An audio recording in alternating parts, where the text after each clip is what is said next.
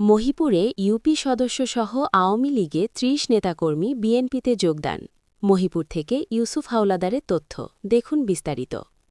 পটুয়াখালীর মহিপুরে আওয়ামী লীগ ও সহযোগী সংগঠন ছেড়ে বিএনপিতে যোগ দিয়েছেন ২ ইউপি সদস্যসহ অন্তত ৩০ জন নেতাকর্মী। রোববার ২৮ জানুয়ারি বিকেলে মহিপুর থানার ডালবুগঞ্জ ইউনিয়নের আয়োজনে অনুষ্ঠিত বিএনপির নির্বাচনী জনসভায় আনুষ্ঠানিকভাবে তারা বিএনপিতে যোগ দেন। যোগদানকারীদের নেতৃত্ব দেন ৭ নম্বর ওয়ার্ড যুবলীগের সাধারণ সম্পাদক আওয়াল মোল্লা, সাংগঠনিক সম্পাদক মিলন, যুবলীগ নেতা মশিউর রহমান হাওলাদার, ৭ নম্বর ওয়ার্ড ইউপি সদস্য জহিরুল ইসলাম মনির এবং ৯ নম্বর ওয়ার্ড ইউপি সদস্য মুজিবুর রহমান ভূঁইয়া।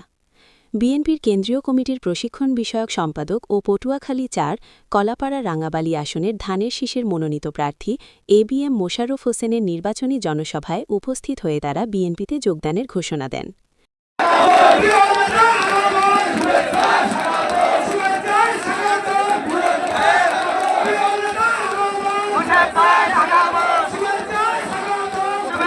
যোগদানকালে ইউপি সদস্য মুজিবুর রহমান ভূঁইয়া বলেন, এলাকার সার্বিক উন্নয়ন ও জনগণের অধিকার প্রতিষ্ঠার লক্ষ্যে আমরা ধানের শীষ প্রতীকে যোগদান করেছি।